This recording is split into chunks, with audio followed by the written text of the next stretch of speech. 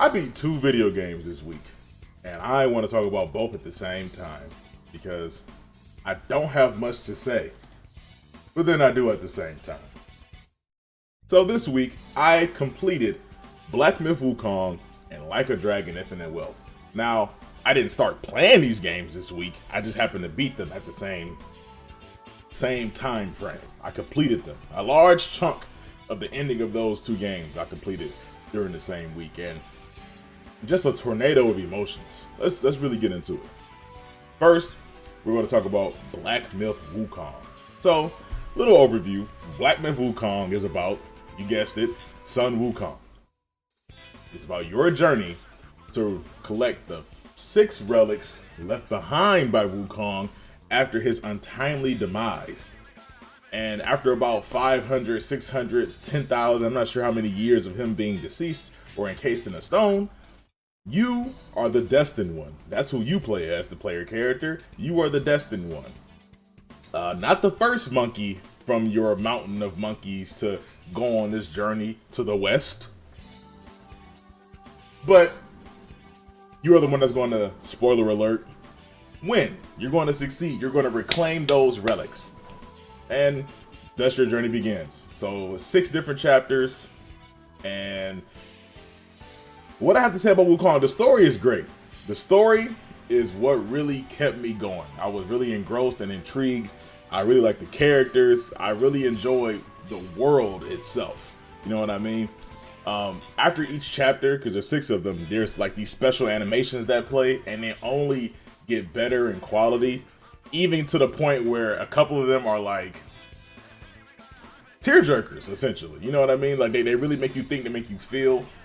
One of them is like a commentary on greed. It's really good. Those things really are good, and they make you want to keep playing more because you want to see the next animation. And the last one you get, yeah, really brings it all home. You know what I mean? It really ties it all together. But outside of the world building and the characters and the narrative and all of that, that's when the game starts to kind of fall apart for me. Because while I do enjoy what I'm doing, why I'm doing it, how I do it is where some issues come in. Because this game, while it's not a pure Souls-like game, it has enough cherry-picked elements here and there to make me think, well, if you guys, why did you not go all in on just making it a different type of action game? You know what I mean? So when it comes to progression, how you level up, that's wholly unique. There are no souls, there's no death runs, nothing like that. But when it comes to your combos or lack thereof of combos, the structure of the maps and how you progress through each chapter, things like that are very Souls-like. The bosses are Souls-like in nature.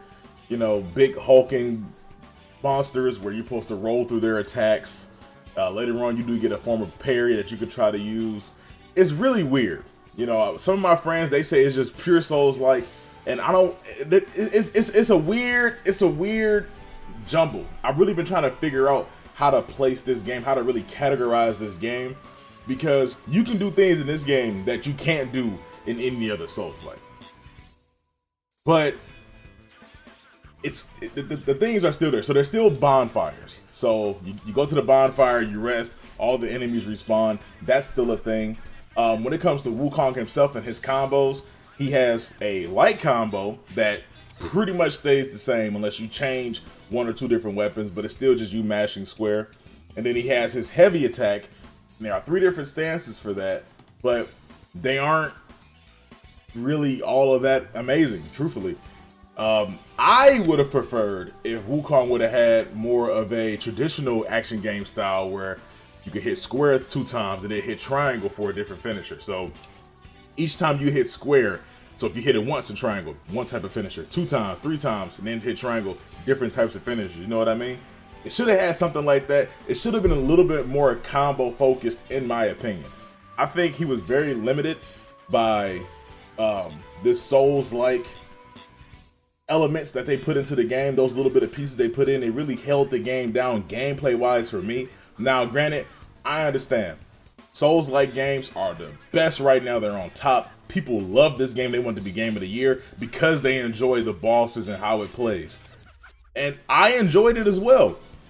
But I only enjoyed it because of the amount of bullshit that he could do. His abilities made the Souls-like boss fight type enjoyable because you can transform into dozens of different. There's two types of transformations. There's temporary transformations where you turn into a guy and then he does one attack.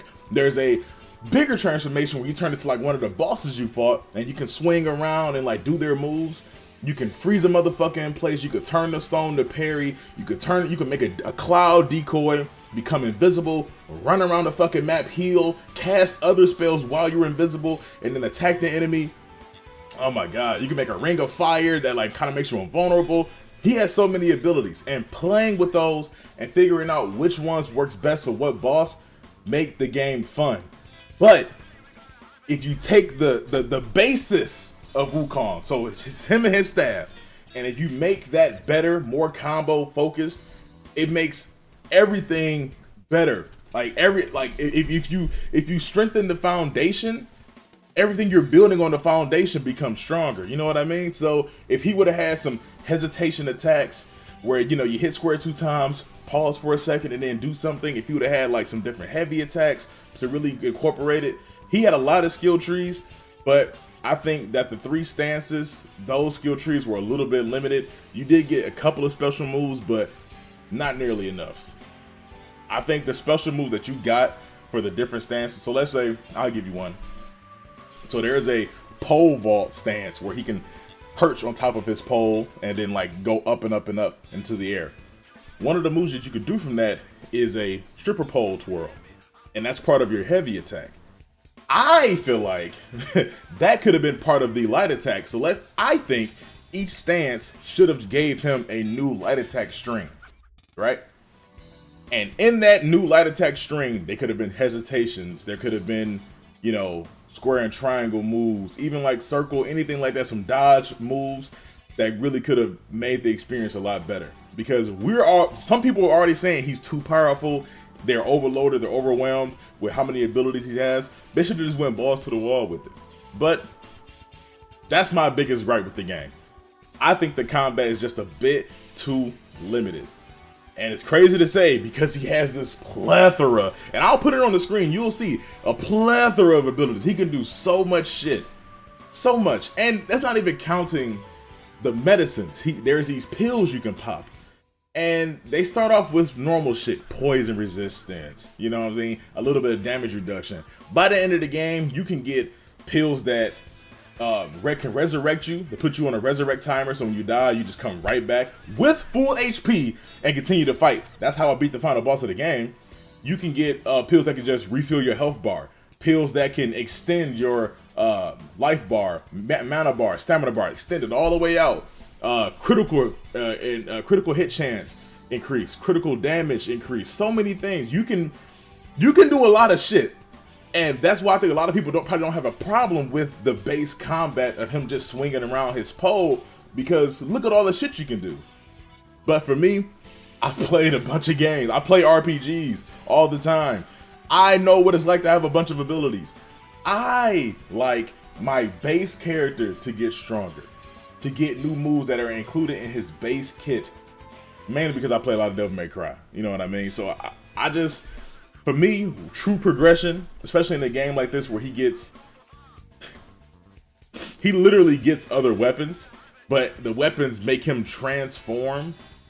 It's just, they could have did more. That's really all it is. They could have did a bit more, and I'm really missing action games right now. But other than that, like I said, the game is beautiful. It runs great. Some of the bosses are really fun, and they're challenging. Some of them, it took me 2 hours to beat one boss. It was a very good game, and I will have to, if I have to rate it, I'll probably give it like bias. You know, taking out my bias about the combos and shit, I'll definitely have to give it like an 8 for real. I would definitely give it a 9, maybe even a 10 if I knew the lore. They definitely, this game was made for people that fully understood the story of Journey to the West and people that are in China, because there's a lot of little things in there, a lot of cultural things in there that I just don't get as a Black American. But that's fine, you know. I understand I'm playing something not made for me, but I can still enjoy it. I mean, I watched Dragon Ball and I seen Goku, I seen Chi-Chi, I seen Oolong, I seen the Ox King, and that made me happy. You know, canon Oolong, source material Oolong is great, and I definitely see what Toriyama.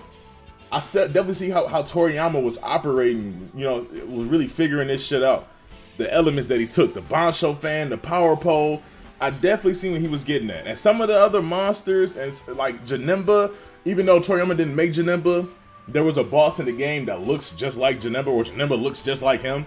He was a Yaksha, which is like a Rakshasa. His mama's name was Rakshasi, which is like demon, and Janemba's a demon. It was all coming together. It was all coming together. So if you love Dragon Ball, you definitely gonna love this game, because you're gonna be all fucking day. But Wukong, I gotta give you 8 out of 10, baby.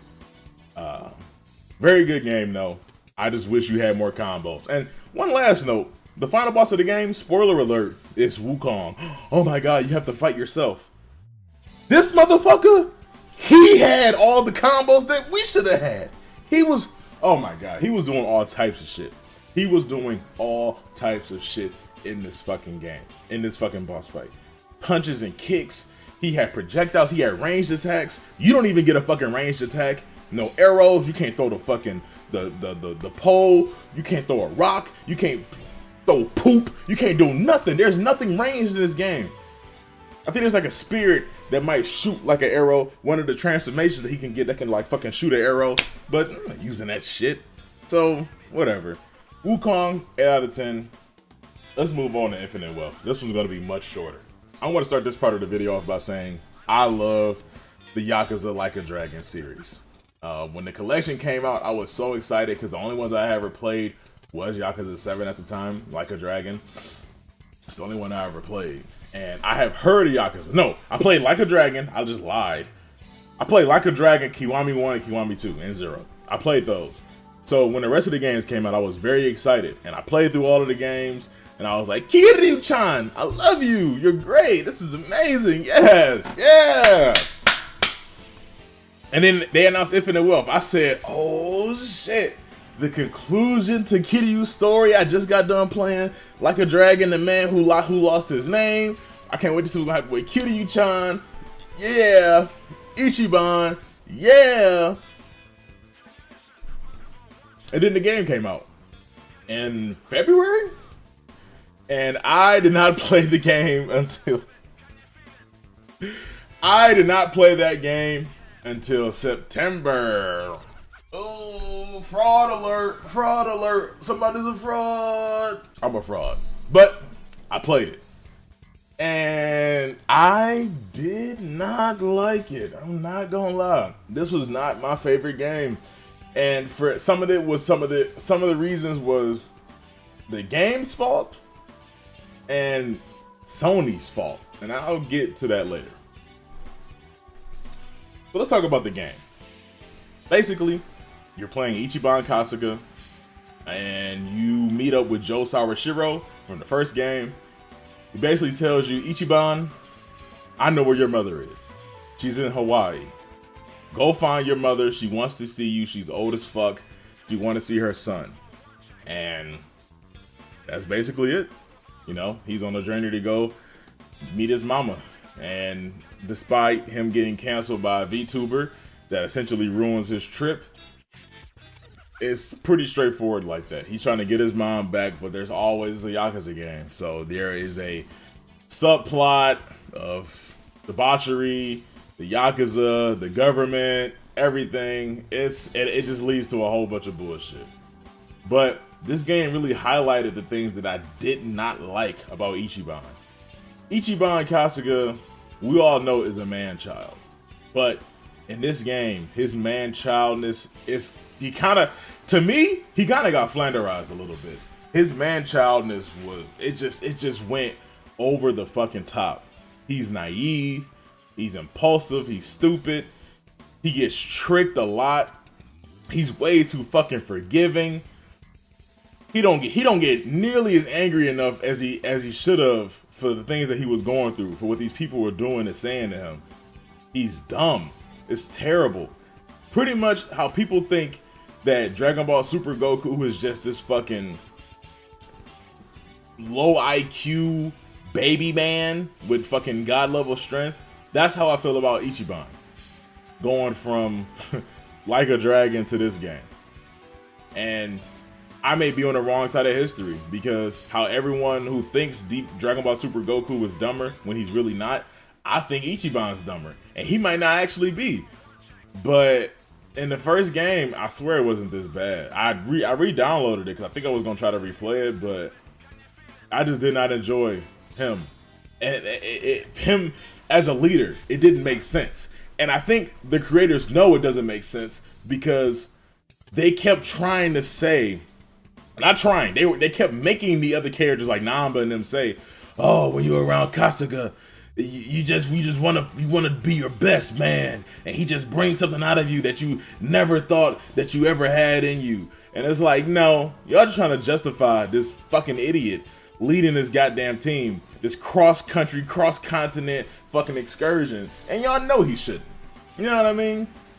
Now, towards the end of the game, like literally like the last like 2 chapters, Ichiban from Yakuza 7 kind of kicks in and he gets more serious, and he's still himself, but he's taking everything seriously as it should have been from the jump. And I enjoyed that. I was like, this looks more familiar to what I'm used to. But before, I just, the other chapters, like when you're doing the subplots and you're at the Aloe Happy getting the new jobs and they're having fun and they're being silly, Ichiban's perfect. Dondoko Island, everything, when it's a silly environment, he thrives because he a silly motherfucker. Doing a crazy taxi mini game, he's great. But when it's time to lock in, or when shit is starting to get tense, and he, what? Yeah.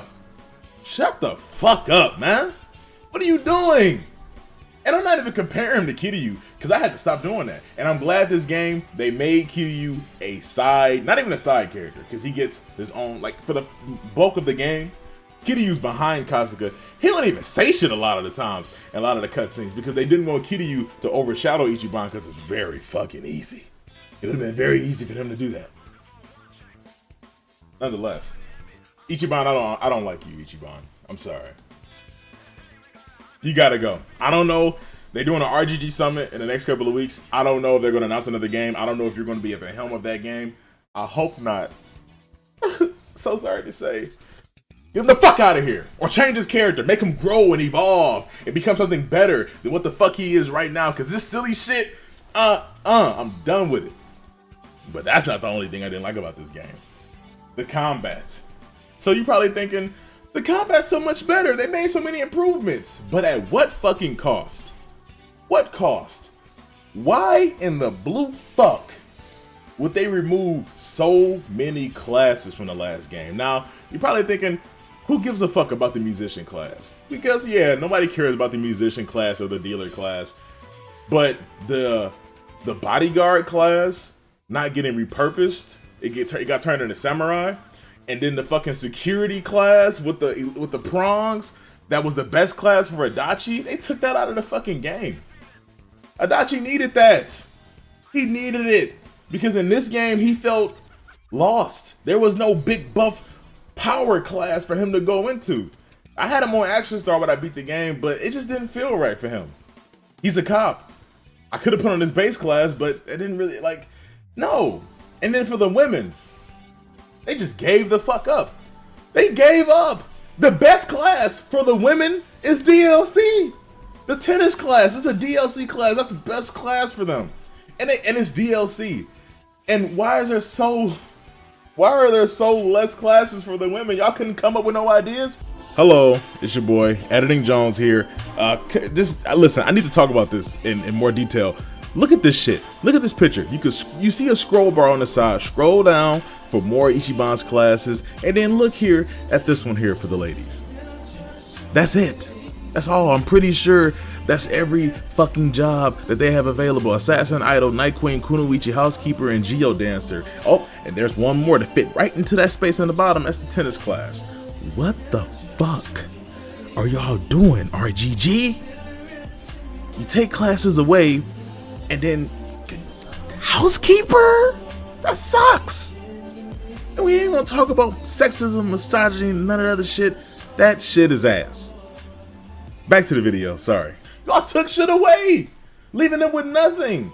By the end of the game, Saiko, Chitose, and Shonhee, I'm like, I don't... Kunoichi?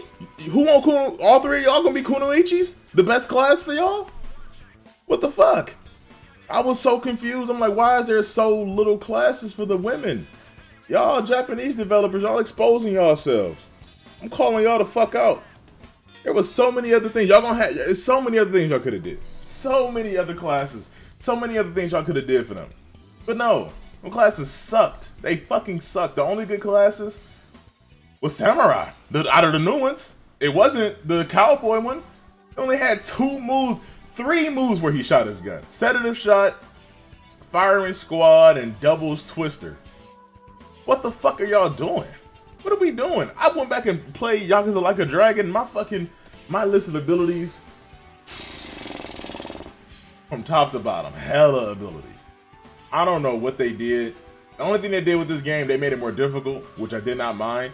I did enjoy the difficulty, but I did not like the combat at all. This turn-based shit, they fucked it up. They fucked up the job system.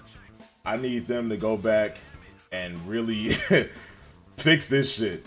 Fix it right fucking now, man. This next game, if it's gonna be another Ichiban game, I will not be buying it if the job system isn't fixed. If it's not actually improved, please improve it. Anyway, for the actual story, I'm not gonna go into any spoilers. The story was kind of mid, man. I'm not gonna lie. I didn't like the villains. I didn't like the plot twist about them hoarding nuclear waste and finding a place to hoard their nuclear waste between Japan and Hawaii and the whole world. I just didn't. I just was not vibing with this game at all. And you know, when I was playing it, and I don't like this shit. Maybe that makes sense. Maybe that's why I didn't play it for fucking 8 months, 6 months. That's why it took me so long. Maybe something inside me knew, boy, you ain't gonna like this fucking game. It's a damn shame, because I love this series, but this is the first game that I did not like. This is the first game that I did not enjoy. And I played I played 3, 4, and 5. And even though those felt like old clunky pieces of shit, I knew that these were old, clunky PS2 games, and I forgave them for that. I gave them a lot of grace, or PS3 games. This is a 2024 PS5 game, and I just did not like the way it was going. They need a new engine. They need to fix it. They need new NPCs. They was in Hawaii and America, and the only black people were the villains. And I'm not talking about Chitose, the fucking Pound Mates girl, because that's just Gary Buster Holmes with makeup on. I don't even know if that was his daughter. Was that his daughter, granddaughter, niece? Was she even related to that motherfucker? I didn't like that shit either. The characters that came back, Jungi Han and Zhao, I think his name is, they served no purpose. They was just there because they had the character models. They didn't bring back Eri from the non-canon girl from the first game. They could have brought her back or gave us a new non-canon character.